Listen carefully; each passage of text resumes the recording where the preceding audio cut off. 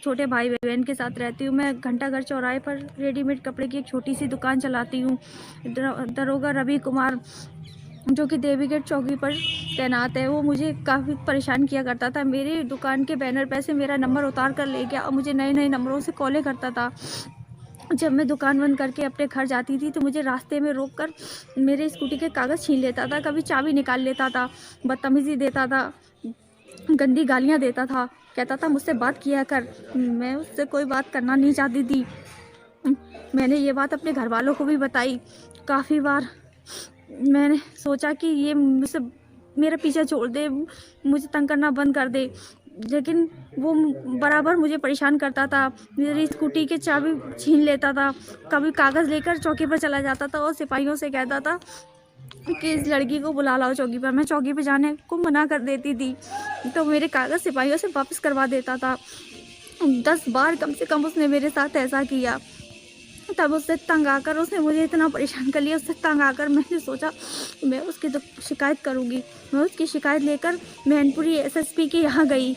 Mainpuri SSP के यहाँ मैं अपनी छोटी बहन और अपने एक छोटे बड़े भाई को लेकर गई। मैनपुरी एसएसपी ने रवि कुमार दरोगा को वहीं बुला लिया। उसके बाद में वहाँ पर जो मेरे साथ जो बड़े भाई थे उनको बहुत मारा पीटा और ये कहने लगे कि पुलिस के खिलाफ शिकायत लेकर आया है तू इसके साथ और यहाँ पर पुलिस के खिलाफ लिखा पढ़ी कराएगा तू, और मारने पीटने लगे।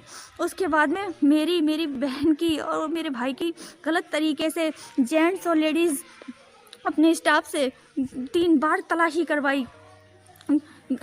बहुत ही यातनाएं दी, बहुत ही ज़्यादा ज़्यादती की हमारे साथ। मैनपुरी एसएसपी अविनाश पांडे और मैनपुरी के सीओ सिटी अभय नारायण वहाँ पर मौजूद बैठ के तमाशा देख रहे थे। उन लोगों ने हम लोगों को 2.5 घंटे तक अपने ऑफिस के कमरे में बंद रखा। वहाँ इतना परेशान किया, इतनी धमकियाँ दी, कह रहे थे कि पुलिस के खिलाफ शिकायत लेकर आई हो, तुम्हारी हिम्मत कैसे हुई, तुम जेल जाओगे, तुम्हारा पूरा परिवार जेल जाएगा। उसके बाद उनका पूरा staff, ladies police, gents police, सब हम लोगों पर बुरी तरह टूट पड़े और हम लोगों को बहुत मारा पीटा। वहाँ पर हम लोगों को बहुत मारा पीटा। हम लोगों को वहाँ से फिर कोतवाली भिजवा दिया। वहाँ से कोतवाली भिजवाने के बाद में हम लोगों को वहाँ पे भी 1.5 घंटा बिठा के रखा। जैसे तैसे मेरे घर वालों ने मुझे वहाँ से छुड़वाया, मुझे सुपुर्दगी में छोड़ा गया। हम लोगों को मारने पीटने लगे। एक लेडीज़ कांस्टेबल को हम लोगों पर तरस आ गया। वो कहने लगी तुम 1076 पर कॉल करो, तो वहाँ पर हम लोगों से हमारा मोबाइल भी छीन लिया गया। उसके बाद हम लोगों को इतनी ज़्यादती की, हम लोगों के साथ इतनी ज़्यादती की, इतनी बुरी तरह का व्यवहार किया गया कि हम तो शिकायत करने गए तो उल्टा हम ही को बंदी बना लिया। मेरी बहन वहीं बेहोश होकर गिर पड़ी।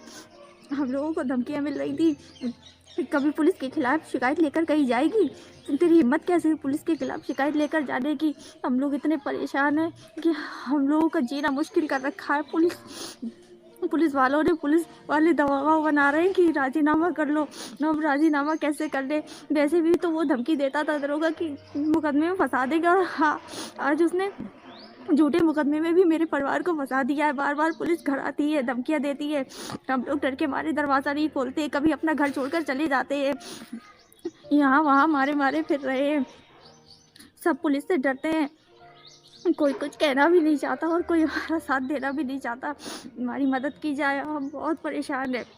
मैनपुरी एसएसपी, मैंने सबको फैक्स किए, मैंने सबको रजिस्ट्री की और मैं मदद की गुहार लगाने गई थी एसएसपी साहब के यहाँ पे। यहाँ हमारे साथ इतना बुरा व्यवहार किया गया कि मैं तो सबसे अपील करूँगी कोई भी लड़की वहाँ ना जाए।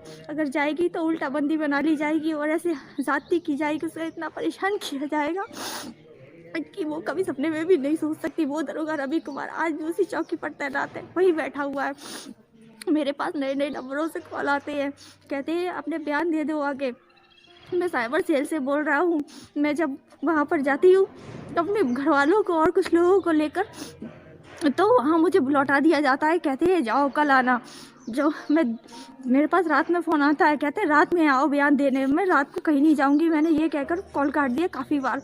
तो फिर आज भी मेरे घर पुलिस वाले आए और कुंडी पीटने लगे। मैं अपने घर पे मौजूद नहीं थी, धमका कर गए हैं कि फिर आएंगे, अब तो ताले तोड़ के निकाल ले जाएंगे अगर अंदर भी कोई होगा तो। मेरी मदद की जाए, मेरी मुझे कहीं से मदद नहीं मिल रही है। पुलिस ने झूठे मुकदमे में भी फंसा दिया है दरोगा रवि कुमार, उसके खिलाफ कोई कानूनी कार्रवाई नहीं हुई है। मैनपुरी एसएसपी सीओ सिटी अभय नारायण सर, उन्होंने कुछ भी मेरी मदद नहीं की, उल्टा उनके सामने तमाशा बनाया गया, इतना तमाशा बनाया गया, जीना मुश्किल हो गया। बस आत्महत्या करने के सिवाय और कोई रास्ता नहीं बचा है। अगर आप मेरी मदद नहीं हुई तो मैं और मेरा पूरा परिवार आत्महत्या कर देंगे। और क्या कर सकते हैं हम, हमारी कहीं से मदद नहीं हो रही। मैं मदद की गुहार लगा रही हूँ, मेरी मदद करो, मैं रहूँ ना रहूँ, लेकिन मेरे परिवार को बचा लेना।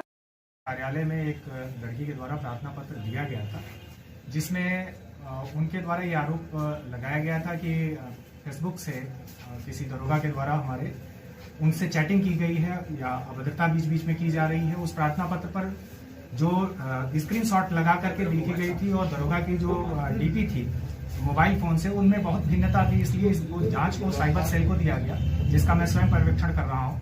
साइबर सेल के द्वारा इनसे अपनी मोबाइल फोन उपलब्ध कराए जाने का अनुरोध किया गया, लेकिन इनके द्वारा वो मोबाइल फोन उपलब्ध नहीं कराया गया। लिखा पढ़ी में भी नोटिस शामिल कराने के लिए दिया गया, लेकिन उसके बावजूद इनके द्वारा ये उपलब्ध नहीं कराया गया है। साथ ही ये भी बात पता चली है कि इनके घर पे सीसीटीवी कैमरे भी लगे हुए हैं। वहां से अगर दरोगा के द्वारा कोई अभद्रता की गई है या कोई बात की गई है तो वो फुटेज भी हम लोगों को उपलब्ध करा सकते हैं, जिससे कि हम लोग उसकी पूरी जांच करा सकें। इसी दौरान ये एक बात भी प्रकाश में आई कि इनके मोहल्ले के ही किसी व्यक्ति के द्वारा इनके विरुद्ध एक अभियोग पंजीकृत कराया गया है। कुछ दिनों पहले ही माननीय न्यायालय के द्वारा एक एनपीडब्ल्यू इनके भाई के विरुद्ध जारी किया गया था, जो धारा 304 का आरोपी था। उसमें दरोगा जी के द्वारा उसके भाई को गिरफ्तार करके अपना जेल भेजा गया है। अब हो सकता है कि इस आक्रोश में आकर के इनके द्वारा इस तरह की वीडियो दिए गए हों, लेकिन फिर भी चूंकि आरोप गंभीर है, इस गंभीर आरोप को पूरे तथ्यों के प्रकाश में आए जाने के बाद ही आवश्यक है।